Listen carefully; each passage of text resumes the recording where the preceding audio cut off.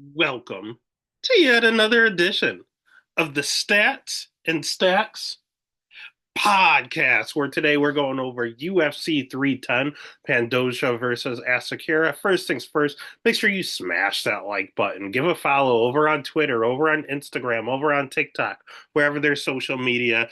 There's the Stats and Stacks podcast. There's no hard to review from last week because it was a break week and it fucking sucked. But hey, we have fights this weekend, baby, and I am here for it. I think it's a pretty decent fight card. It's the old gloves because it's a pay-per-view, so I think there is going to be quite a bit of violence. And then some of the ones that I think go to the distance, I think might have some split decisions. I think it's going to be chock full of finishes and splits. That's the way I see this card. So it's a pretty interesting one to bet. Don't overexpose yourself. There's 14 fights to pick from. So only bet the ones that you really feel comfortable with. If you're a degenerate and you're going to bet every single one like myself, you're destined to lose. But just make sure you're not overly invested in some of them because some of these fights are going to get pretty close. They're pretty greasy.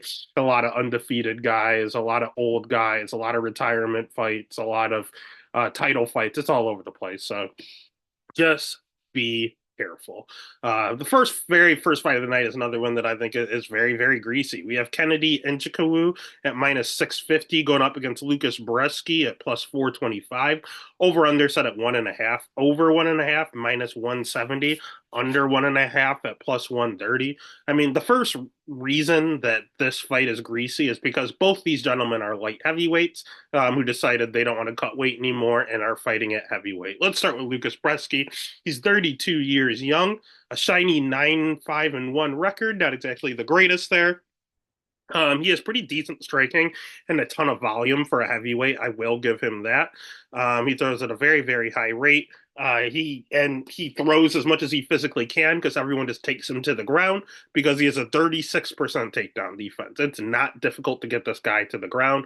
Walter Walker, Carl Williams, all these guys got over 5 takedowns on him.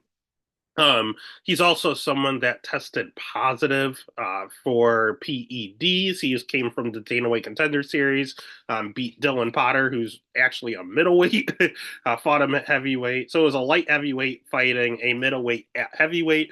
While he was on the juice, he popped. UFC let him in anyway. Again, he does throw a ton of volume, which forces him to slow down a little bit in fights, but he'll fight a full 15 minutes. He'll be gassed and he'll keep throwing. He's had a very, very strange run. Again, his contender series fight, he was on the sauce, and he got a submission where Dylan Potter never actually tapped out. It was a very weird situation. His very first fight in the UFC was against Martin Buday, where I locked Martin Buday, and it was a split decision loss for Bresky, where I think Bresky got robbed. He got absolutely screwed, and he should have won that fight. He follows that up with fighting a light heavyweight in Carl Williams, who decided he didn't want to cut weight. Just ran into a wrestler, couldn't stop the takedowns, but he did make it pretty close. He then fought Waldo Cortez Acosta, who's not a large heavyweight either, but he's someone that is known for not having any power whatsoever.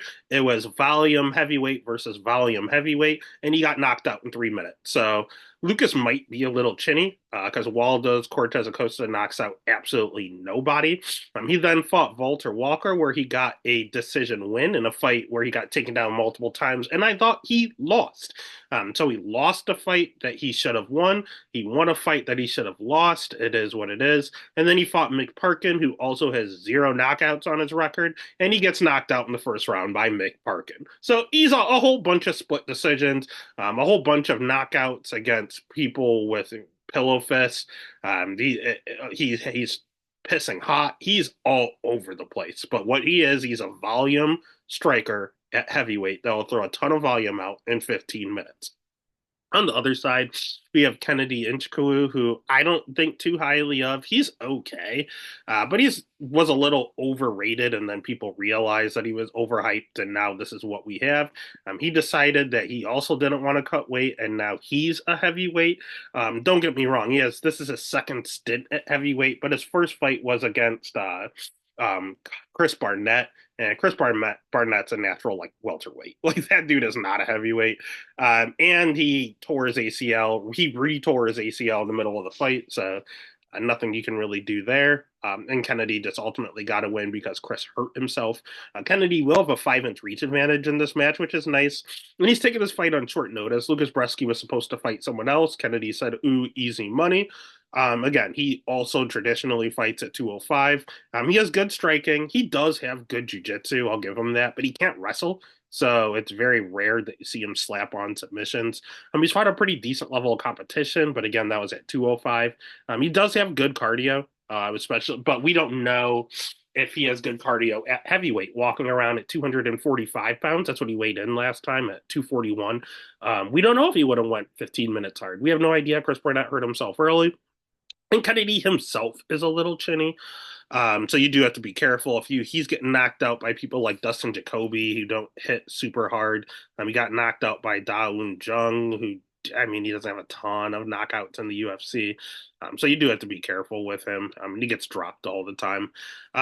He's very mental, man. He carries his hands very low, and when he's on, Kennedy is an okay fighter. But when he's not mentally there, he is completely off. He's getting losses to Ovent St. Preux in 2024. Like, that's not a good look whatsoever. He's out there getting losses to Nikolai Nigramanamenu, or however you say his name. Terrible, terrible, terrible loss. He's out there getting submitted after he's winning by Paul Craig. Now, I get it. Paul Craig can submit anyone, but he was dominating the fight and then got caught with under a minute left. That's just a mental lapse. Again, when he's on, he is on. He's beating Carlos Ulberg. When he's off, he's losing to OSP. So you really never know what you're going to get with Kennedy. So you have two volume heavyweights that should be at light heavyweight. Neither one of them hit hard, but both of them have bad chins. This is greasy, man. They might drop each other. They may just out volume. They might just throw volume the entire time. They might just stare at each other. Neither one can wrestle. So you just have striker versus striker. In that instance, I think it's a pretty close fight, and it's not line close at all. Again, Kennedy's minus 650, Bresky's plus 425. I do like the over 1.5 because, again, both of them are traditionally, at least Kennedy's a pretty slow starter, and Bresky does not hit hard at all since he's off the sauce. So again, I like the over 1.5 quite a bit at minus 170. It's one of my favorite plays on the card. It does worry just a touch with their chins, but again, they just don't hit hard enough for me to be fully fearful of it. But if it's a betting like person, I'll go ahead and I'll pick Kennedy, but it's a sheer dog or pass in regards to a bet. Again, I will have the over 1.5 parlayed with a few things, but think I'm going to take a stab at Bresky. And I don't think I'm just going to take the plus 425. I'm going to get greedy. I think I'm going to make the glory play this week, Bresky plus 1800 to win by split. Again, both of them throw over 5 significant strikes per minute. Neither one hit hard. It's just a matter of what the judges are looking at. Maybe two of the judges give it to Bresky. So the pick is going to be Kennedy. The bet would be the over 1.5, and I'm going to sprinkle Bresky by split just because I like that number at plus 1800. And Kennedy by split is plus 1000. Honestly, I might click the button for both of them by split decision. Yeah, good odds both ways, and I really genuinely think this goes to a split. Next fight of the night. We have another weird one. We have Clay Guida at plus 650 going up against Chase Hooper at minus 1150. Over under set at 1.5 again. Over 1.5 minus 185. Under 1.5 at plus 140. These two fought before, but not in MMA. They fought at Fury, or I think it was Fury, maybe I think it was CFFC in a grappling competition. Let's start with Chase Hooper. Chase Hooper is only 25 years old, which is just insane to me. He's been in the UFC since he's 18, so technically it has been like 7 years, and it feels like it. So it's weird to see that he's only 25, still growing into his body, and he has looked much better going up to 155. How this kid made 145, I will never know. He looks so much healthier at 155. He's able to absorb more shots. He has a forward reach advantage. He has world-class jiu-jitsu. This dude is a whiz on the ground. He has great cardio. He seemingly never gets tired. And again, these two did fight at CFFC in a grappling competition, just sheer grappling, and Hooper subbed them with a calf slicer early. So it hit the mat, and subsequently, like a minute later, Hooper was out there getting the sub, so he made it look kind of easy. His striking's not good at all. His wrestling's not good at all. He does throw a ton of volume, but that's mostly on the ground. He is vicious ground and pound, and he is opportunistic on the ground, whether he's on top, whether he's on the bottom. He's constantly throwing up sweeps and submission attempts. And when he's on top, he is absolute vicious ground and pound. He knows how to use his bony frame. 55% takedown defense, but that's by design. He wants to be on the ground. He can't strike to save his life. He might be a little chinny. I've seen him rock multiple times, but that was at 145. Got a lot more water to that brain, a lot more weight at 155, and he hasn't really looked chinny at 155 at all. It's only when he was killing himself to get down to 145. So I'll go ahead and I'll go ahead and take away that chinny moniker for the time being. And it was like Steve Garcia who knocked him out, and Steve Garcia can knock out a horse. So it is what it is. On the other side, we have 42-year-old Clay Guida. That's the first red flag. He has good wrestling. He really does have decent jujitsu offensively. Defensively, you can sub this guy. He gets subbed multiple times. Most of his losses are by sub. His striking, just like Chase, is trash. It's never been good. It will never be good. Just like Chase, he has good cardio. That's one of the best parts of his game. Difference is he's very low volume. He's very wild, has the crazy hair. He's actually cut it, but he was known for having the wild, crazy hair and being a wild man. He's not really that wild. It really just the flow makes it look like he's doing more than he really does. He never stops moving. He definitely has some sort of mental thing going on. My son has ADHD and he can't sit still. Guida has something, man, because he could not. He just, even at 42 years old, he's jumping around, smacking himself, whether it's just waiting backstage, whether it's in the octagon, he just never stops moving and he's still hittable. It is very, very easy to hit this guy. I've seen him rocked multiple times. 67% takedown defense was an interesting number for me, considering he prides himself on being a wrestler. Wrestling is the best attribute in his game. It's cardio and wrestling. That's all he has. But if he stands with Hooper, I'd actually give advantage Hooper. If he goes down to the ground with Hooper, Hooper already showed that he can sub him in under a minute. So Clay Guida's in a little bit of trouble here. I understand he wants the redemption story, but I don't know, man. I think that stylistically, this is one of the worst nightmares for him. And I don't think it's going to go well for Clay Guida. So that pick is going to be Chase Hooper, but minus 1150 is unbettable. If anything, I'm going to eat some chalk. I'm going to take the under 2.5. I think Clay will be a little more cognizant, a little more safe after getting subbed so quickly last time going down to the ground with Hooper. But in order to win this fight, he's going to have to get a takedown. He's not going to knock him out on the feet. He's not going to outpoint Chase Hooper. He's so low volume. He's going to have to go to the ground. So I'll give him a little extra time here. So I'll take the under 2.5 as a bet. Pick is Chase, unbettable. The betting the alt line under 2.5. Next fight of the night is one that a lot of steam's coming on Chiesa. We have Michael Chiesa, who was at plus 105 and Max Griffin was minus 125.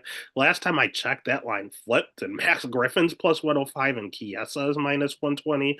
Over under set at 2.5. Over 2.5 minus 200. Under 2.5 at plus 150.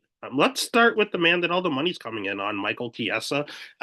He's no spring chicken. He's 36 years old. He has good wrestling. He has really, really good jujitsu offensively. Like Clay Guida, you can sub this man defensively.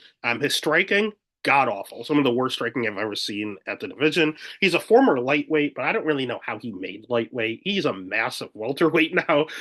So he's perfectly fine sized at welterweight. Very low volume. Cardio, not good at lightweight or welterweight. He does slow down in all of his fights. Not comfortable on the feet at all. He backs up persistently.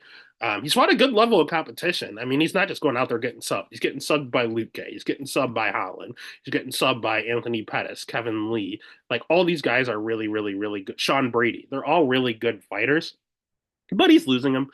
His wins are against Tony Ferguson this year. So 11 fight losing streak, Tony Ferguson. He beat Neil Magny, who, I mean, it is what it is. I guess that was an okay win. He beat RDA, which is probably his best win, but RDA is a lightweight, so he just dwarfed RDA and swallowed him up. Diego Sanchez, at that point of his career, was like 40 years old. Carlos Condit's also very, very old.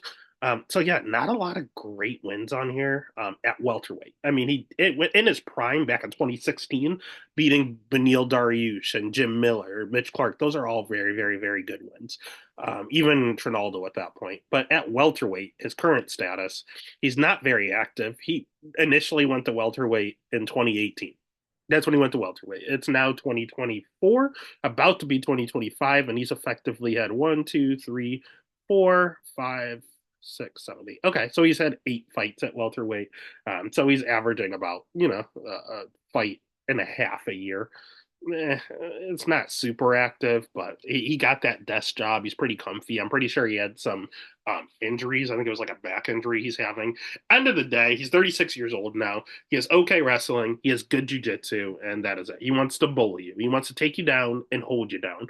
He'll sometimes, he'll try to get the submission, but he was a lot more offensive previously. Now it's a lot of hold you down and just hold you down as long as he can. On the other side, we have Max Griffin. We talked about how old Chiesa is. Max Griffin is 3 years older at 39 years old. He doesn't really look it, to be honest. Chiesa looks old. You have all the gray hair and everywhere. Max Griffin is actually putting on more muscle. I don't know what's going on here. He has good striking. He is okay cardio. It's not good. It's not bad. A decent amount of power on him. He's not getting a ton of knockouts, but he's dropping a bunch of people. 68% takedown defense. That's going to be the key here. His level of competition's pretty decent. But when he does get taken down, he seemingly has a pretty good get up game. He has an okay jujitsu game. He's essentially a generalist. It's just every single fight he fights is close. If he fights you and you're very good, he fought Jeremiah Wells, who's pretty decent, split decision win. He fought Michael Morales and might have given Michael Morales his toughest fight yet. He is an uber prospect, and he took him to the brink. Tim Means is a 42-year-old man who he should have sparked. Won a split decision, very close. Neo Magny's a 40-year-old man that he should have sparked. Lost a split decision. Carlos Condit is a 40-year-old man who he should have killed. Won a close decision.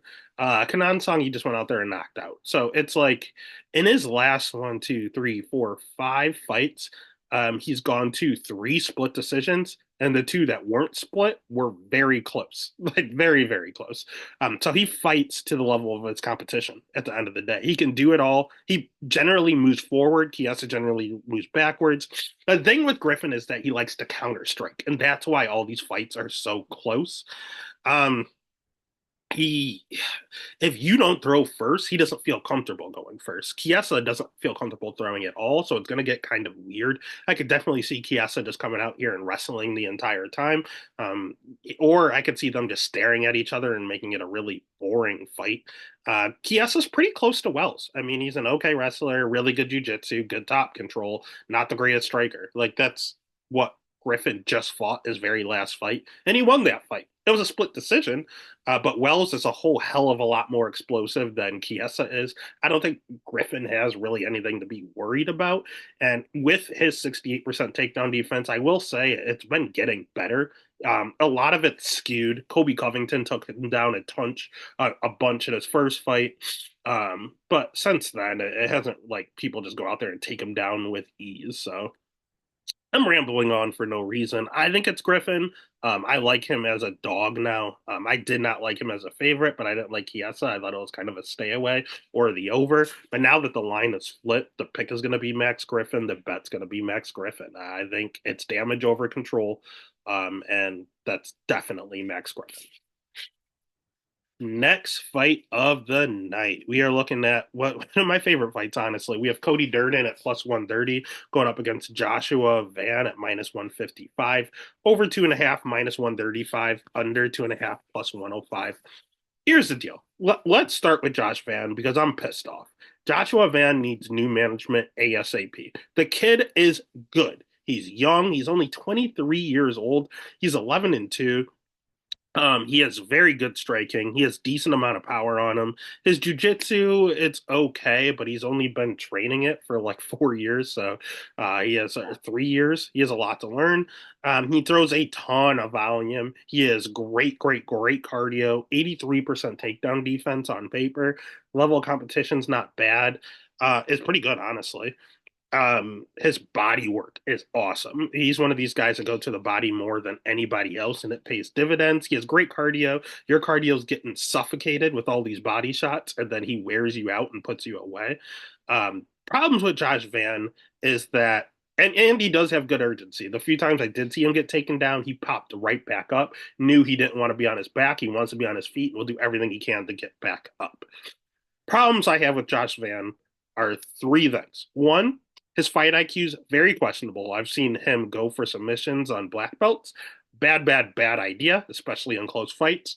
Two, he might be low key chinny. I've seen him dropped against Kevin Boras. I saw him knocked out against Charles Johnson. I saw him dropped against Edgar Chairez. So in three of his last four fights, his butt has hit the canvas off as a punch. Not good. He's getting dropped all the fucking time. And the third thing I don't like is the fact that he's a slow starter. He always gives up round one. This dude has literally in his career never won a round one. Just like a Chito Vera, just like a Peter Yan, they never win round one. They download everything you're going to do, and then they take over. They figure you out in round one, and then round two they take over, and then they dominate you round three. That's what they do. Every single he fights just like those other two individuals. That is his style. But I will say the reason I think he's chinny and the reason he has questionable fight IQ is because he needs a break, man. He's 23 years old. His management is going to ruin his career. This dude does nothing but jump into short notice fights. I know he has the cardio to do so. I know he wants to make money. I know he wants to fight nonstop because it's something he loves to do. But this dude is fighting every 2 to 3 months. I mean, he made his debut on short notice against Zalgas in June. He then fought in had a fight scheduled for 2 months later in August. Thank God someone had to pull out and he fought in November. But after November, he fought 2.5 months later in January. Now he's fighting. Then he had a fight scheduled for 3 months later. A few pullouts happened, and then he ultimately had a fight in July, which is good for him. Then after a fight in July, he had a fight 2 months later in September. And now after September, he has a fight 3 months later in December. Like this dude needs a break. He's 23 years old. I don't think his chin's that bad. I think that he's getting punched in the face 100 times in a fight every 2 months. Like that is the issue. It's not Joshua Van. He needs to develop. He's 23. He could take an entire year off and just train jujitsu and wrestling, and it would do him wonders. We see it all the time. These young kids disappear. They come back a year or two later, and they are world class. That would pay Josh Van dividends. Getting him in an actual camp, training at a or not Sanford anymore, training at a Kill Cliff, training at an ATT, training at one of these big gyms would be wonderful for him. He needs help and he needs a break. He's going to get knocked out and get his hype train derailed if he continues to fight every 2 months. He's going to get caught by a very good jiu-jitsu practitioner if he doesn't give himself train or give himself time to train and learn everything. The dude's a blue belt. Like he needs time to develop. He's 23 years old. For the love of God, give him time to develop, and this kid could potentially be a world champion. But if you run him to the ground, he's going to run into issues way too fast. He was already scheduled to fight Tyra. He was already scheduled to fight Tagir. Like these are bad fights for a 23-year-old. Chill. Give him time to develop and give this dude's chin a break. Now, this fight scares me because Cody Durden is a very, very, very good wrestler and a very, very, very good jiu-jitsu practitioner. Again, Joshua Van, a blue belt. So, very concerning. Cody Durden has a 2 inch reach advantage, which he never has. That's interesting. He's 33 years old. He's in his prime. He himself has fought a good level of competition. And again, he is a wrestler grappler. That is kind of Joshua Van's kryptonite.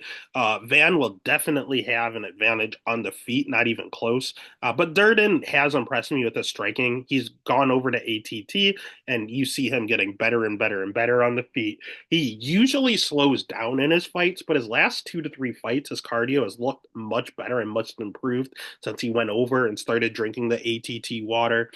You can chin check him on occasion, but he himself, he has questionable fight IQ as well. It's like you hit him and he sees red, and he just comes after you.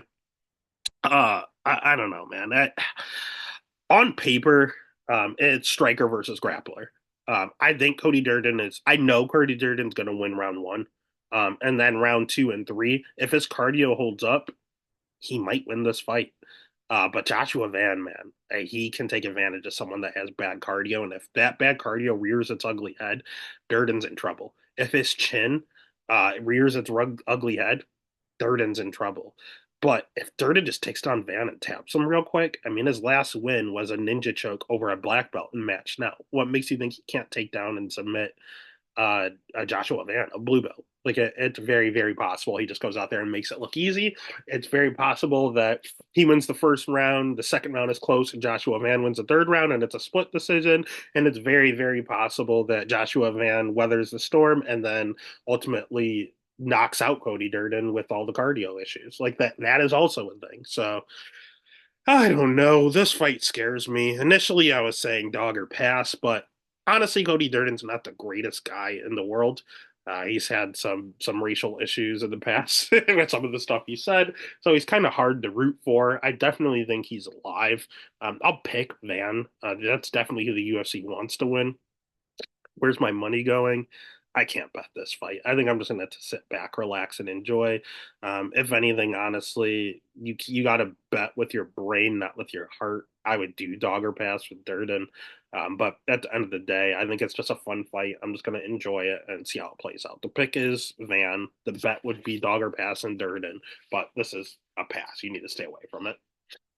Next fight of the night, we have Chris Weidman at minus 115 going up against Eric ya boy Anders at minus 105.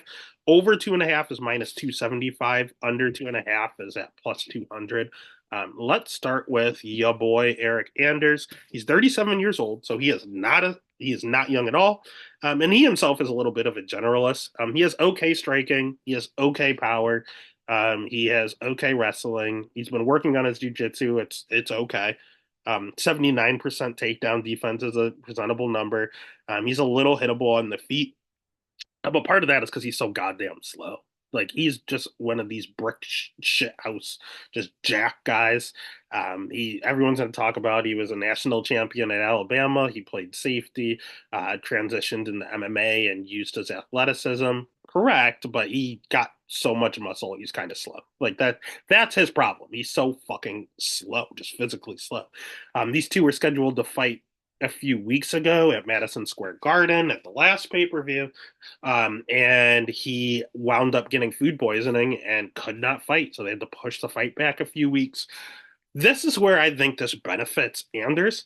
Now that they pushed the fight back, they didn't want to cut weight a second time. So this fight is at a catch weight at 195. That definitely favors Anders because he is someone that flirted with 205 and 185. He's a little bit of a tweener, and fighting directly in the middle will definitely benefit Eric Anders. On the other side, we have Chris Weidman. Anders is slow, and part of that is because he's 37. Weidman is slow. Part of that is because he's 40. He's even older. He has a 3-inch reach advantage. On paper, he's the better wrestler. On paper, he's the better jiu-jitsu practitioner. He's fought the better level of competition. The problem with him is that he's 40 years old. He had that famous leg break where not only is he old, he has a very serious leg injury. He's looked very slow and stiff since, and he's always been a little chinny. He's been knocked out on numerous occasions. Again, Anders isn't the greatest striker. He's pretty slow, but he does have a little bit of power, a little punch in there. He's one of those guys that stun you a lot. He doesn't just get the straight KO all the time, but he'll rock you. He rocks almost everyone in their fights.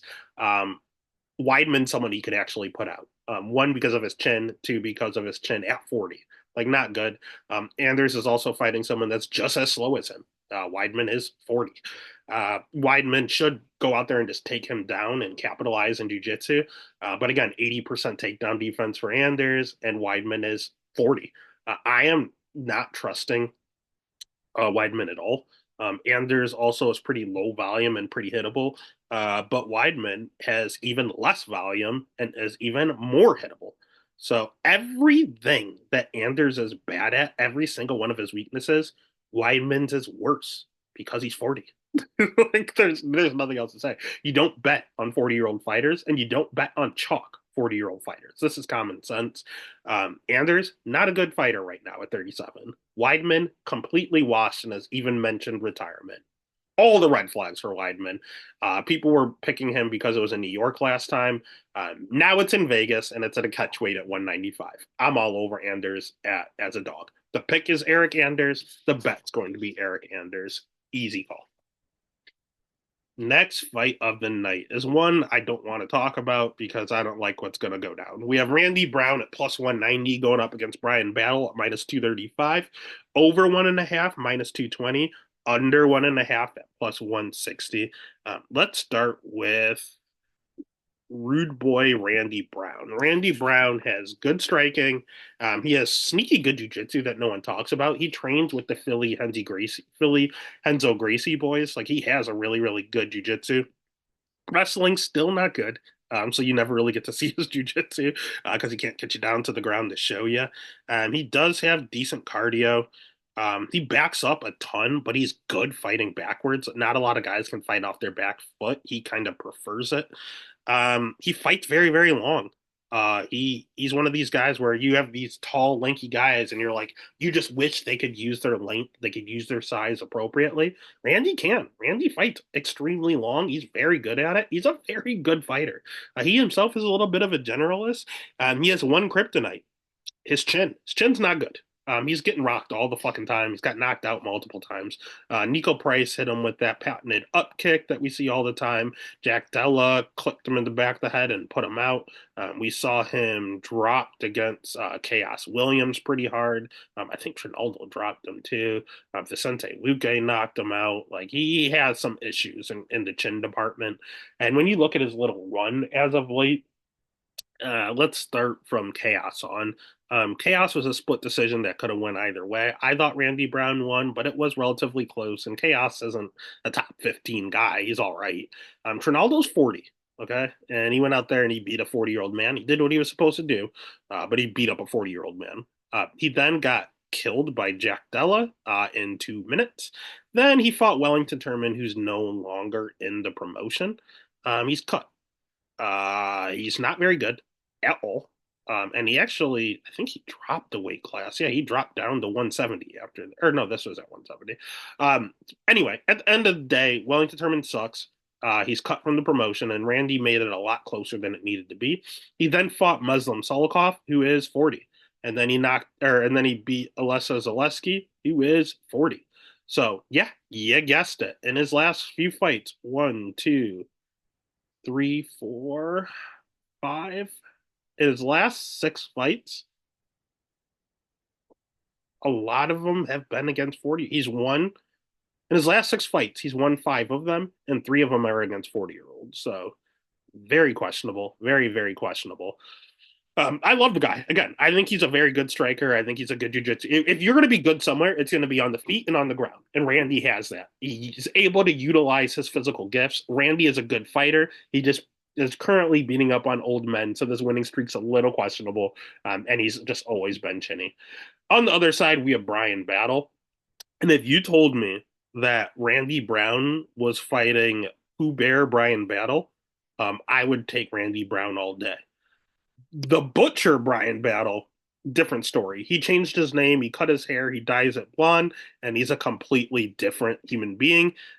Butcher Brian Battle has good striking, a ton of volume, power out of nowhere, seemingly out of nowhere. 52% takedown defense, but a lot of that is the Renat Fakradinov fight.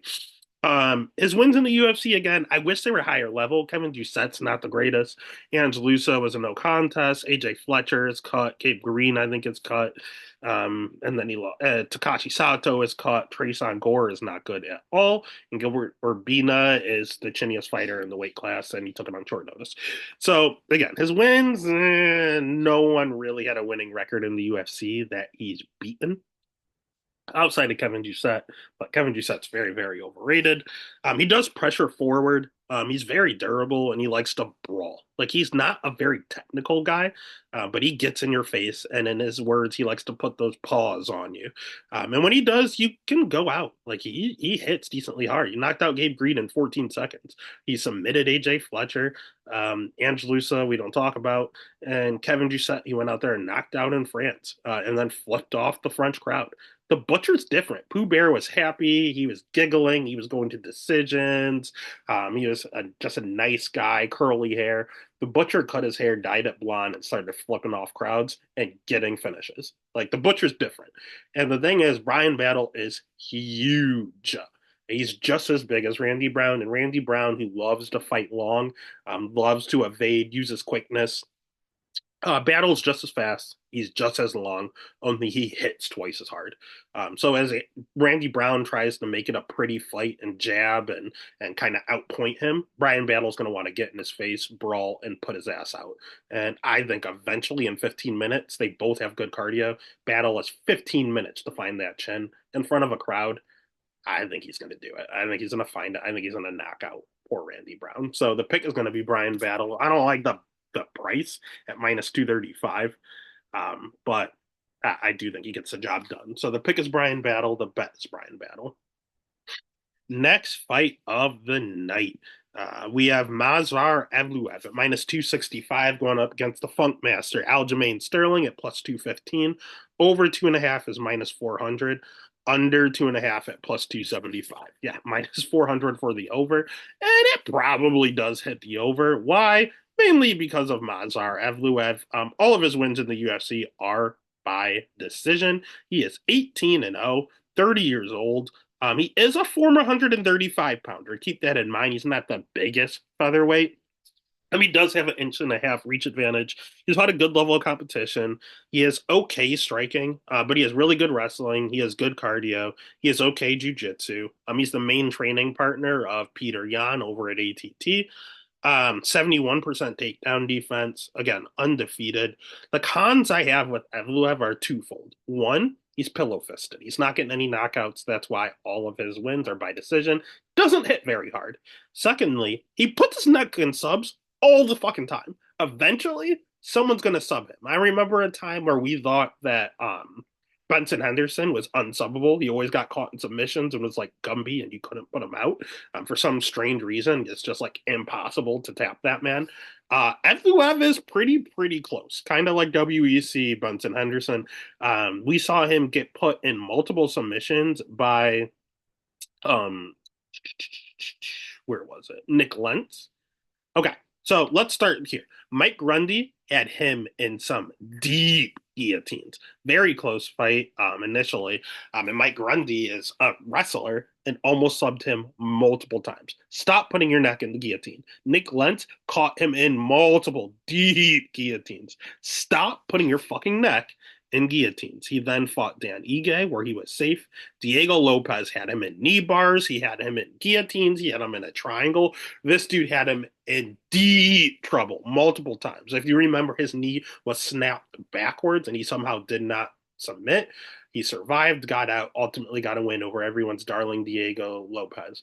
In his last fight, Arnold Allen. Arnold Allen is a British boxer, had him deep in a guillotine. He's not learning. He's doing the same thing, and he's sticking his fucking neck in trouble, and eventually someone's going to take it home.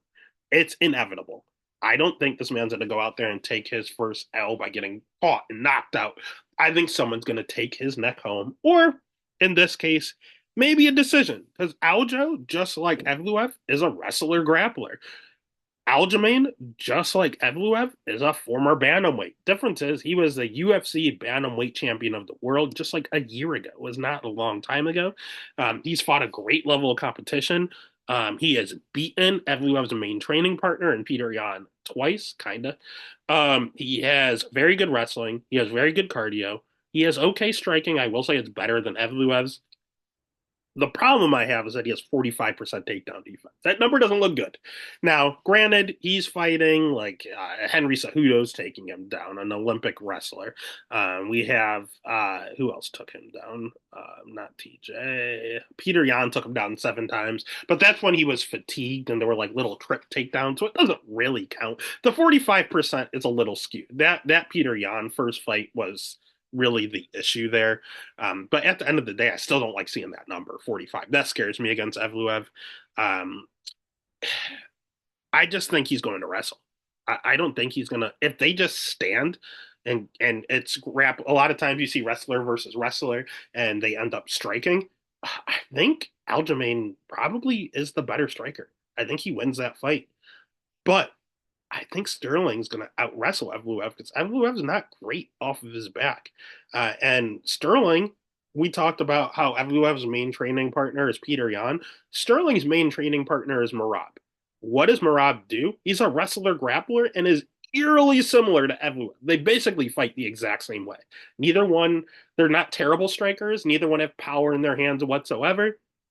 Both have good cardio, both have persistent good wrestling, both have pretty decent jiu-jitsu. They're essentially the same exact thing. Evloev is just a bigger Marab, but Aljo has been training with Marab for years. It's going to be like going to practice for him. So I don't know. He's such a wet blanket on top too. If he locks on that body triangle, you go nowhere. Ask Peter Yan. You are not escaping. Aljo is the best body triangle in the game. You go nowhere. The problem with Aljo is he's a little chinny, but Evloev has pillow fists. He doesn't hit hard, and this is Aljo at 145. This is his second time at 145. The second time putting on this weight. He looks a lot better this time. The first time he looked a little fat, to be honest with you. This time at 145, he looks real good at the weigh-ins. So, here at the weigh-ins in the like photo shoots that they had. So at the end of the day, it's grappler versus grappler. One of them is plus 200 and the former champion. That's definitely the way I'm looking. I'm going to go ahead and I'm going to pick Aljo to win because I think he has more ways to win.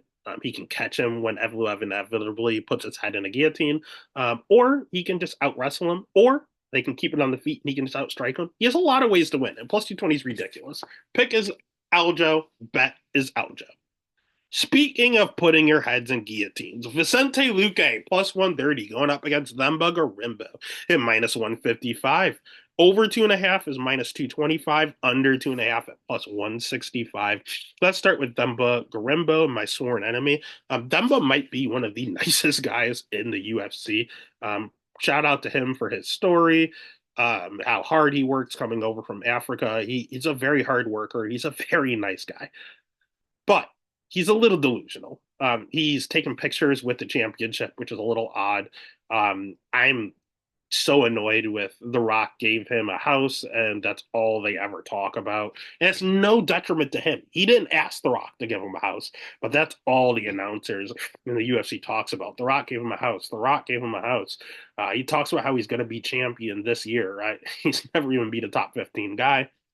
He's 33 years old, so this is a finished product. He's not going to get much better. He's taking this fight on short notice. That scares me, mainly because he's an okay wrestler. His striking's not good at all, but he hits decently hard. I'll give him that. His jujitsu, he has a lot of sub wins on his record, and he does like to grapple the whole time, but he's very, very sloppy. His grappling's okay. It's not great at all, and his cardio's bad. He slows down in all of his fights. So he's a gasser that's taking a fight on short notice. He's predominantly a grappler, and he's fighting a black belt here. And again, just like Evloev, Grimbo puts his head in so many fucking guillotines. It's insane. And when you look at his record, he's 14-4. AJ Fletcher guillotined him. Like literally what happened. He gassed out against Ferreira because he has bad cardio. He got knocked out by Dave Mazzani. And then his first career loss, guillotine. He puts his head in guillotines and he has not stopped. When he pushes you up against the cage, he literally just leaves his long ass neck out there. He's a tall, skinny guy. That neck is very easy to snatch up. He has 82% takedown defense, but he fought zero wrestlers. Why is it at 82%? Nico Price can't wrestle. Ramiz Brahimaj can't wrestle. Pete Rodriguez doesn't know how to spell wrestle. Takashi Sato, I don't think they allow wrestling in Japan. Like, why is his takedown defense 82%? Not good. This is very sloppy. He's very low volume as well. He's very grapple heavy. When he takes you down, he's not looking to hurt you. He's looking to hold you. When he's on the feet, he's throwing heavies, but at very just to get in close distance so he can take you down. He's not throwing wild, hard hooks out there because he thinks he's going to knock you out. He's throwing them to possibly knock you out and get close to you so that he can grab a hold of you and just hold you down. That's what he wants to do. He doesn't want to strike. he wants to grapple. And that's what makes this interesting because Vicente Luque is 33 years old on paper. He's 53 years old in fight years. The dude has been in wars for decades. The dude's absolutely insane. He has good jiu-jitsu. He's a Brazilian jiu-jitsu black belt, has been for a while. So advantage him in jiu-jitsu. His wrestling's okay. I'd probably call it a wash in the wrestling department, to be honest with you. In regards to his striking, head and shoulders, it's Vicente Luque. It's not even close. Level of competition, yeah. Themba's beating Pete Rodriguez. Vicente Luque is out there beating Rafael Dos Anjos and Tyron Woodley. Like, much different here. He's a little hittable on the feet because he gets into these wars. He has good cardio, advantage him cardio. So he has a striking advantage, the jiu-jitsu advantage, the cardio advantage, 62% takedown defense. Themba might take him down, to be honest with you. But two things can happen there. One, the best move that Vicente Luque has on a grappling standpoint is the fact that he snatches necks. Really good darts chokes. Michael Chiesa, darts choke. Tyron Woodley, darts choke. If you leave your neck out there, he's going to slap on a darce and take your neck home. That's all Vemba does. Swing a heavy and leave his long ass neck out there. Vicente's going to sub him. And it's very odd that Vegas has him as a plus 130 dog, but the sub prop is only plus 400. Vegas is telling you he's going to take his neck home. The other thing I want to say is that he looks absolutely washed right now. Vicente Luque 3 years ago would go off as a minus 800 favorite over Themba Gorimbo. But his last two fights have not been good for Vicente. His 2 fights ago, he fought um, he fought RDA. But the fight before that and the fight before that, he lost to Bilal Muhammad, who is the current welterweight champion of the world. And he was a favorite in that, mind you. Then he fought Jeff Neal, and that changed his entire career. Jeff Neal finally cracked the code. We thought Vicente Luque was unknockoutable, like you just can't knock him out. Jeff Neal did. And when he did, he gave him a brain bleed, and Vicente Luque literally almost died. And that's what changed the course of his career. He had to take a lot of time off. He came back and is not the crazy brawler striker that he likes to be. He came back and he wrestled RDA for 25 minutes. He did not want to stand and bang. He wanted to wrestle. His next fight, he fought Joaquin Buckley. Joaquin Buckley hit him hard, and he did not want to strike with Joaquin Buckley. He pulled guard a few times, actually. He tried to wrestle, couldn't get the takedown because he's not a great wrestler, and then pulled guard at one point. Joaquin hit him while he was on the ground, and he just instantly covered up. He does not like getting hit. He is scared of that brain bleed. That brain bleed fucked with his head. He's not the same guy. He doesn't want to go out there and just brawl with you. What does he want to do now? Grapple. What does Themba Gorimbo want to do? Grapple. He's going to give him what he wants. And not only does Themba want to grapple, he wants to shoot the takedown and leave his neck out, which is the best thing for Vicente Luque. If for some reason the old Vicente Luque comes back, he will absolutely kill Themba on the feet. If this new 33-year-old scared Vicente comes out and he wants to just grapple, when Gorimbo puts his neck out, that's what he's going to be looking for right away. He's going to take it home. Either way, plus 130 on Luque with multiple ways to win. Easy bet. The pick is Vicente Luque. The bet is Vicente Luque. Then that takes us to Anthony Smith at plus 270, going up against Dominic Reyes at minus 360. Over under set at 1.5. Over 1.5 minus 160. Sorry, over 1.5 minus 160. Under 1.5 at plus 125. Let's see, this is still the prelim. This is the prelim headliner. Let's start with Anthony Smith since we're talking about washed guys. Anthony Smith is 36 years old. He has okay striking. He has good jiu-jitsu. His wrestling's not great. It's pretty bad, honestly. He's pretty hittable on the feet. 50% takedown defense. He's not going out there and getting KO'd. But he is going out there and getting wobbled all the fucking time. Roman Dolidze wobbled him in his last fight. Vitor Petrino just left his neck out there. Khalil Roundtree knocked him out. Ryan Spann wobbled him. Johnny Walker wobbled him. Magomed Ankalaev, not so much. Yep, he's just going out there and he's getting rocked all the time. He's just very physically slow. He throws a ton of leg kicks training at Factory X Muay Thai. I'll give him that. He moves forward, but his hands are extremely low, and he doesn't believe in head movement. He believes in toughness, and he gets cracked all the fucking time trying to do that. Um, it's just I just don't like how he's looking as of late. He's talking a little crazy. I am a little fearful of CTE in his near future. He just doesn't have it anymore. He has a million fights. He's 36 years old, but he has 57 career fights. That's insane. That's an insane amount. 37 and 20 is a lot, and that wear and tear is finally hitting his body. And the other thing I don't like is that Dom Reyes, this isn't the first time he's fighting someone like this. Dom Reyes' last fight was against Dustin Jacoby. I know I watched it live in Kentucky. And they trained together. They're both at Factory X Muay Thai. So Dom Reyes just trained for this exact fighter, only honestly at this point, a better version of it. And Dom Reyes went out there and got the knockout. Now, I will be honest, Dom Reyes did get cracked and then hit him with the counter that put him out. So he does have to be careful because Dom Reyes is chinny. I talked about Anthony Smith being chinny. Reyes might be even chinnier, but he has good striking. He has good cardio for a 205 pounder. 80% takedown defense, so Smith ain't getting this down to the ground. He throws a little more than Anthony Smith. He has pretty good volume. He doesn't check leg kicks. I don't like that, especially with the amount of leg kicks Anthony Smith throws.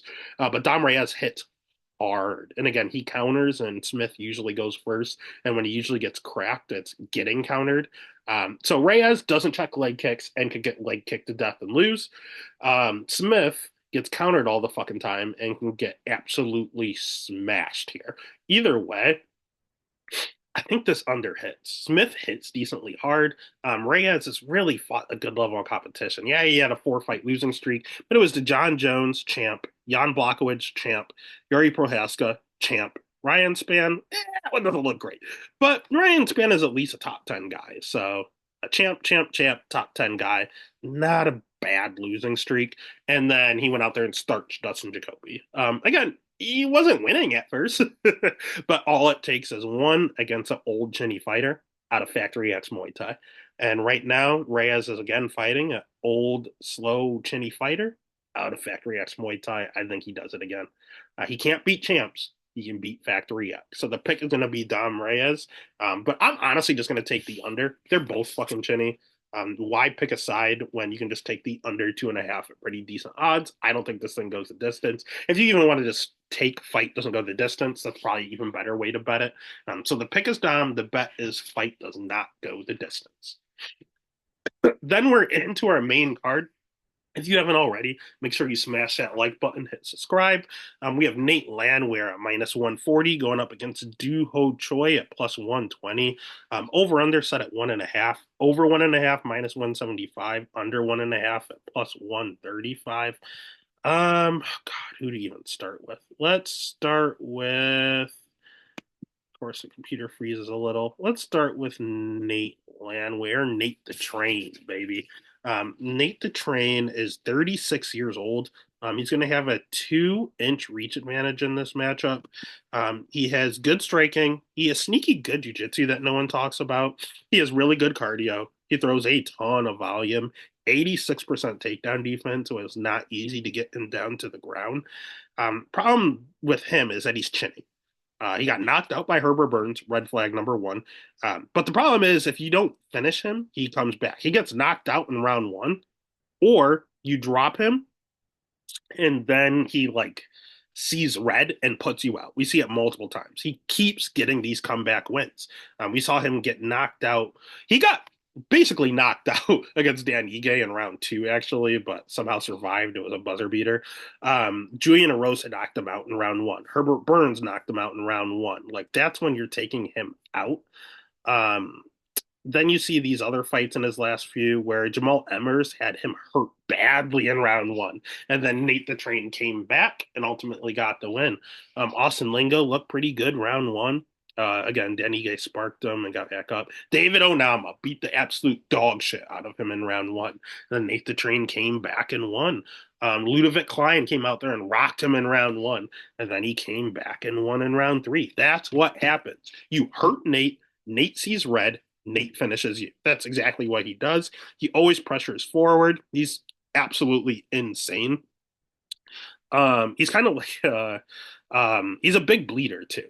So optically that just doesn't look great with the judges if he's sitting there. I know he's marching you down, but if he's bleeding everywhere with a beat up face, it doesn't look great. You can kind of paint a picture on him.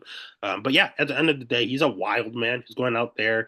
He has good jujitsu, but he doesn't generally wrestle. He goes out there and just wants to scrap, and it's kill or be killed. And he said that in his media day. He said someone's getting finished. On the other side, we have another kill or be killed fighter in Choi. Choi is 33 years old. We saw him as the Korean Superboy. He came in super young, had a good start to his career, had that Hall of Fame fight with Cub Swanson, then took a few L's, and then had to go do his mandatory South Korean military service. Came back as a grown man and has been okay. Due to hits extremely hard. He has good striking and power for days. All of his wins are basically knockout. Bill Algeo knockout. We have Thiago Tavares knockout. Sam Sicilia knockout. All of his wins are basically round one, round two KOs. Very good counters. Very, very good counter striker. And that's concerning because Nate Landwehr just marches forward with his hands down. So that's not great. But I will say Choi himself is a little chinny. Getting knocked out by Charles Jourdain looks awful. Getting knocked out by Jeremy Stevens doesn't look bad, but you still got knocked out in back-to-back fights in round two subsequently. I don't know. He has looked much better as of late with his zombie training. His jujitsu looks much better. He's now a black belt and looks pretty decent on the ground, but he can't wrestle to save his life. His cardio is not great. He does slow down in fights, but again, with the zombie in his corner, his cardio has improved a little bit. But Nate has the cardio edge. Um, the wrestling edge is a wash. Neither one are going to wrestle, and the striking edge I would probably give to Choi, but as he slows down, it's going to translate into Landwehr. So this fight has split written all over it, but I don't think either one of their chins can make it to round three. Like, I think this fight's going to end because they both hit hard and they both can get knocked out. So I'm just taking the under. I understand people that are betting Choi as a dog. I totally get it. I'll go ahead and I'll pick Choi. He's very clean on the feet. I think he's going to counter him early and put Nate the train out. But I think the safer bet is just the under and eating the chalk. Under 2.5 is a pretty decent price here. So the pick is going to be Choi, and the bet's going to be the under 2.5. I'll parlay that a lot. The UFC is trying to kick this pay-per-view off of the finish. Next fight. Um, I might call a finish here. We have Bryce Mitchell at minus 725 going up against Kron Gracie at plus 450. Over 2.5, minus 275. Under 2.5 at plus 200. Let's start with Thug Nasty Bryce Mitchell. He has good wrestling. He has good jujitsu. He's a good level of competition. His striking is improved, but it's still not great. And part of the reason his striking looks good, and everyone's going to say he stood with Edson Barbosa for a while, that's because Edson was so scared of the takedown that his hands were extremely low, ready to stop any sort of double leg coming his way. And Thug Nasty just cracked him hard. And he never really, old man Edson never really fully recovered after that, to be honest with you. And that wasn't because Doug is some kind of great striker. It's that Edson's hands were literally down to the ground to prevent the takedown. And as he's so scared of the takedown, it's a classic wrestler fake overhand, put your lights out. So, yeah, his striking still not good. Don't fall for that. 33% takedown defense shocked me. And then I realized when he's fighting other wrestlers, yeah, it's not great. I mean, Tyler Diamond took him down multiple times. Ilya Taporia took him down. He struggled to take down Josh Emmett, but he didn't have a lot of time. Ilya Taporia, he struggled to take down, who can also wrestle. Um, Andre Fili, it wasn't easy. He got like 5 takedowns, and it was tough to get down there. When he's fighting other wrestlers, it's not that easy. When he's fighting Charles Rosa and Edson Barbosa, yeah, he can take them down. But when he fights someone that gives him some resistance, it's trouble. Dan Ige is not hard to take down. Um, yeah, man, he's a little chinny. I've seen him rocked multiple times. Ilya, I mean, obviously hits hard, rocked him, and then choked him out. Josh Emmett obviously hits hard and was literally convulsing. So that was one of the scariest knockouts I've ever seen. Mitchell is low volume on the feet, can chin check him. He's just not. He's a grappler. He's a wrestler grappler by nature, by heart. That's all he can do. He's kind of one dimensional. On the other side, he's fighting someone that's even more one dimensional in Kron Gracie. Kron Gracie is one of the most overrated fighters in the UFC. His last name is Gracie, so he gets all this unjustified credit. He's only 5-2. In the UFC, he's only 1-2. And he's looked absolutely terrible his last two fights. He's 36 years old, so he's not young. He's world class jujitsu, very, very, very great jujitsu, but he's very inactive. He's not a good wrestler at all. He's a terrible striker. He pressures forward and just wings hooks, but he doesn't hit that hard. His cardio's okay, but he'll slow down a little bit. He's very hittable on the feet. 0% takedown defense. Part of that's by design. If you want to take him down, he says thank you. Um, he'll pull guard if he has to get you down to the ground. He's pretty durable, I'll give him that. But he's a jiu-jitsu guy that's fighting MMA. You run into these guys once in a while where they're just, and if they could at least wrestle, it'd be a little better. But he can't wrestle. All he is a jiu-jitsu guy. He's fighting MMA. But what I will say is that he's durable and he'll brawl with you on occasion. I know he didn't in his last fight, but other fights he can't strike to save his life, but he'll brawl and he'll go out there and he'll march forward, which looks good optically, and Bryce will back up, which looks bad optically. So on the feet, it is a wash. They're both god awful, but Kron will be the one going forward. When it comes to wrestling, it's not even close. Mitchell will kill him in the wrestling. The problem is the jiu-jitsu edge is Kron. If Mitchell takes down Kron, he's going exactly where Kron wants him, and Gracie could potentially sub him. If Mitchell just stands on the feet with Gracie and decides he doesn't want to play with his strike or with his grappling, Mitchell's not a good striker. They both suck. But at least Kron will be marching forward. So how do the judges see that? I have no idea. I have no idea how they would judge that. Who's landing on who? Mitchell doesn't throw a lot. At least Kron will throw. It's not hard. It doesn't look good, but he'll throw. Uh, I don't know. That's 50-50. And I'm seeing Kron as a plus 450 dog and growing. Last time I checked, he was plus 500. It's 50-50 on the feet. Kron is the better jiu-jitsu practitioner. Mitchell's a much better wrestler, but when you take him down, you're where Kron wants to be. I don't know. I think this fight is a lot closer than these odds play. Kron Gracie is one of the most overrated fighters on the roster, and I will have money on Kron Gracie. The pick is Bryce Mitchell. He's the better fighter. Kron Gracie, Mitchell. And the other thing I will say, like Luque, when Luque got knocked out and had issues, all of a sudden it needs a grappler. You're telling me Bryce Mitchell got knocked out in under 2 minutes, was on the ground, saying himself he almost died, and he's going to go out there and strike the whole time? Fuck no. He's going to go out there and wrestle. And when he goes out there and grapples, he's grappling with the ADCC world champion with the last name Gracie, who's been grappling since he was in the womb. That's not, you're playing with fire going to the ground with Gracie. And he's not going to want to go, he's not going to want to stand on his feet. So Kron is live. He's very live. And I think he's terrible, but you're putting him in a one position where he can actually make something for himself. So the pick is Mitchell, but the bet is Kron Gracie at these odds. And the odds of him getting subs at like plus 1200 is insane. Like it's nuts. His knockout, what if he just gets a ground and pound finish? The knockout was like plus 2500. It's insane. His odds, his finish odds are insane. I'm going to take some shots at Kron. And honestly, I'm probably going to take some small shots on the knockout and the submission because those odds are nuts. Pick is Bryce, and we're taking shots on Kron inside the distance.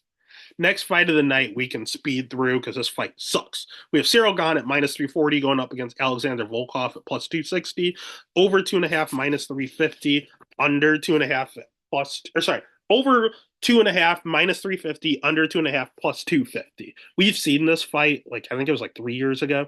Let's start with Cyril Gane. Cyril Gane cherry picks every single one of his fights. He ducks everyone and then fights ones he thinks he can win. He's 34 years old. He has world-class striking. He's fast as fuck for heavyweight. His jiu-jitsu's bad. His wrestling's bad. His volume's good. His cardio's good. His 50% takedown defense is bad. And he was off for like a year and a half filming a movie. So he's not fully mentally in it. He's fighting. He turned down Tom Aspinall multiple times. He turned down Sergey Spivak. He turned down all these guys. And he, or not Sergey Spivak, Sergey Pavlovich. And instead, he's fighting Sergey Spivak. Instead, he's fighting Taito Ivasa. He's doing this on purpose. He doesn't want hard fights. He wants fights he thinks he can win. Alexander Volkov is predominantly a striker who he already beat. So again, he's still cherry picking, fighting it, trying to pick an easier fight. Volkov, since they've last won, has been on an absolute tear. He's 36 years old, but that's okay at heavyweight. He has good striking. He has good cardio, sneaky good jujitsu. Problem is he can't wrestle, so he can't really show it. He dropped Taito Ivasa and then went ahead and subbed him pretty quick after it hit the ground. Um, his takedown defense is much improved at 73%, but that doesn't matter here because this is striker versus striker. Volkov is just too physically slow. I think Volkov is a top five guy in the weight class, but for Gane, it's just simply too slow. He's just as good of a striker as Gane, only Gane is three times faster than he is. And he's going to double him up on strikes. He's just going to look cleaner. He's going to look agile. It's going to be hard for Volkov to connect. The only way Volkov wins this fight is that if he totally abandons what he did last time and wrestles. I've seen him get takedowns before. He's not a good wrestler, but he can catch you by. He catches people by surprise when he goes for a takedown, and he's good. Like he's a good jiu-jitsu practitioner. He's a black belt. If he goes out there and gets a takedown on Gane, I could see Volkov by sub, and it's like plus 2,800. It's nuts. It's crazy. Gane is the pick. Gane is who you should parlay. But if you want to take a crazy shot, I did take a shot on Volkov by sub because it was plus 2,800. But if you're not just taking crazy shots and you're betting realistically, you're probably parlaying up Gane. He should just dance around him the entire time in a very, very boring point fighty fight. Pick is Gane, bet is Gane by decision, or Volkov sub. Get crazy. Speaking of crazy, we have Ian Gary at plus 290 going up against Shavkat Rakhmonov at minus 390, over 2.5 minus 160, under 2.5 at plus 125. Let's start with Shavkat. Shavkat's the scariest guy in the weight class. He has a 3-inch reach advantage. He's 18 and 0. He's 30 years old in his prime. He has good striking. He has good jiu-jitsu. He has good wrestling. He has pretty decent volume, a ton of power, 100% takedown defense. He's a little hittable. I'll give him that because he trusts his chin a little too much. He can get goaded into brawls, which isn't good. Um, but he has a 100% finish rate. 18 wins, 18 finishes. We don't know how his cardio is because he finishes everyone in first and second round. We did look like he was slowing down just a touch in that Jeff Neal fight. That went into the third round. So him in rounds 4 and 5 might be questionable in a title fight. But here's the crazy thing. This fight is a 5-round co-main event. So we might actually see his cardio for once. He'll mix in some takedowns, and these two have trained together. They're former partners, former training partners. So they're very, very familiar with each other. And what they'll tell you is that Ian Gary released footage of Gary looking good on the feet against Shavkat. And what they both had mentioned is that Shavkat took him down and subbed him after that, though. So Shavkat's the better grappler by far. But on the feet, it was close. And Gary looked a little better on the feet, and that intrigues me because Gary himself is only 27 years old and also 15 and 0. We have 18 and 0 going against 15 and 0. Gary is good striking. He has good cardio. We don't have to ask about his cardio. His cardio is very good. He has pretty decent power himself. 70% takedown defense, so it's adequate. He's good on the ground. Don't get me wrong. Shavkat might have subbed him, but it's not easy. It's not like he just does it with ease all the time. Gary is a jiu-jitsu black belt.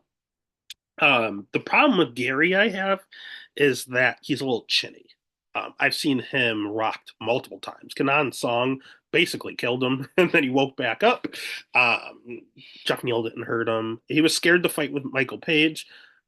Neal didn't do anything. Daniel Rodriguez didn't do anything. Who else rocked him? Oh, Jordan Williams rocked him in his very first fight. And Gabe Green, I think Gabe Green caught him too.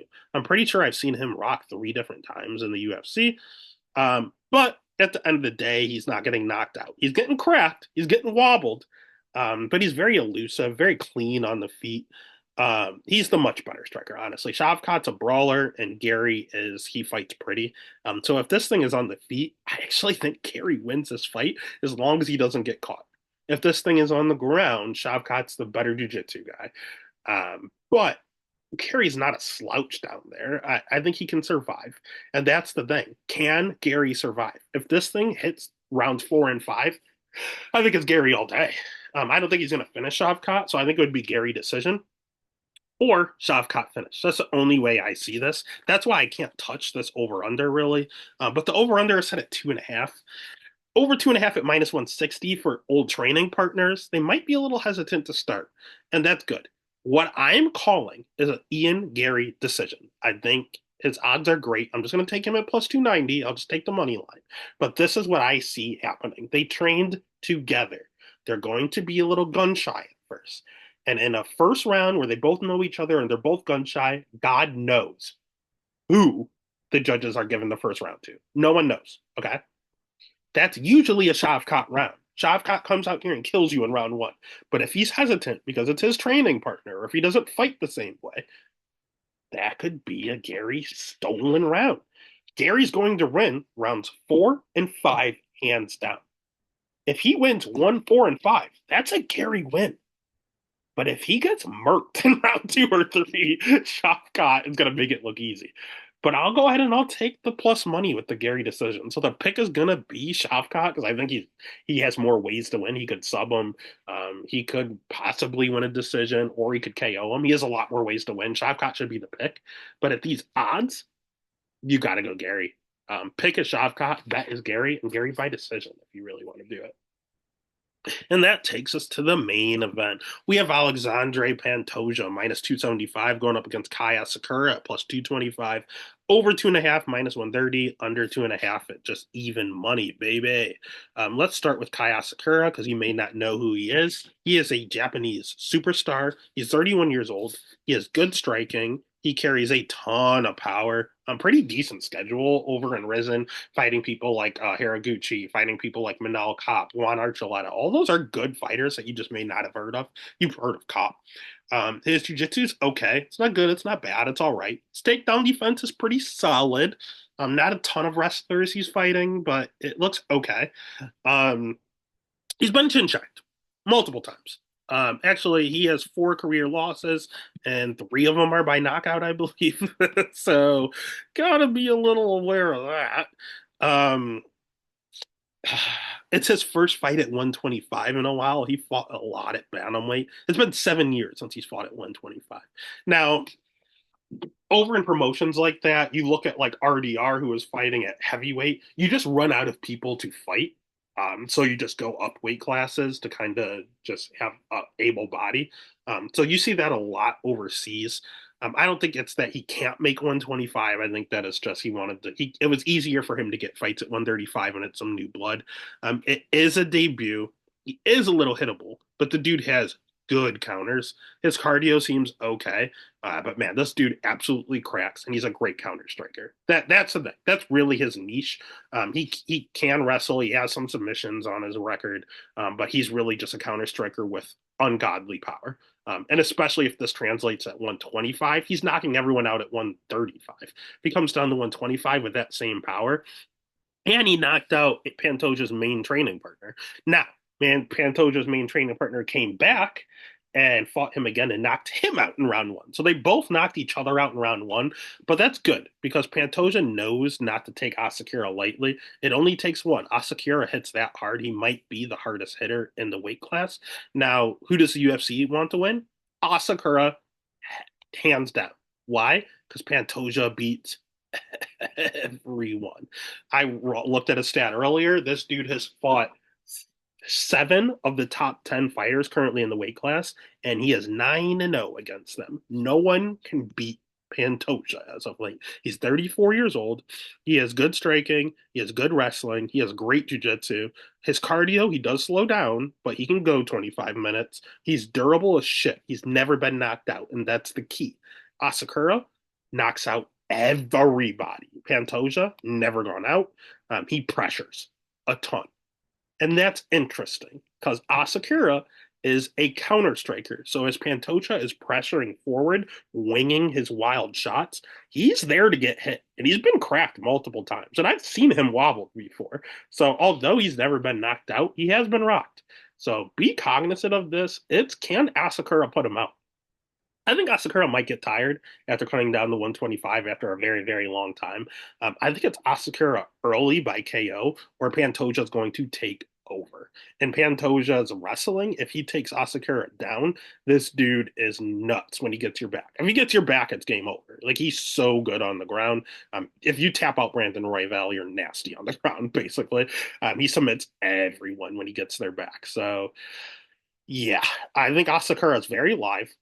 I think it brings new blood to the UFC, and there's a whole slew of new matchups you can do if Asakura wins this fight. The UFC wants Asakura to win. They finally get a Japanese champion for the first time in history. There's never been a Japanese UFC champion. They get that market, they get the extra fans, they get new blood in the UFC, and they get a new champion where they can have new matchups. The UFC would love this. But Pantoja's a motherfucker, and he beats everybody in the top 10. And Pantoja is the much better jiu-jitsu practitioner, may have the better cardio, I'm not sure. The much better wrestler. And on the feet, yeah, he's there to get hit, but he cracks too, and he can hit pretty hard, and he's aggressive, and he's durable. So I'll say Asakura on the feet and Pantoja everywhere else. Pantoja should win this fight. It's basically just a puncher's chance. So the pick is going to be Pantoja. The bet's going to be Pantoja. But because he's minus 275 in the main event, I will hedge. If all of my parlays, I will put Pantoja in every single parlay. And if those parlays are still alive, I will hedge with Asakura. So be careful. Don't get greedy. Add to every single one of your bets with Pantoja. Every bet you make, put Pantoja on there. Just sweeten the pot a little, but make sure you hedge with Asakura. And that's UFC 310. It's a banger of a card. I like it. I think it's fun. I think it's a lot of close fights. I think there's going to be a lot of finishes with these old gloves. And at the end of the day, I'm hoping we can make a lot of money. Let's get after it.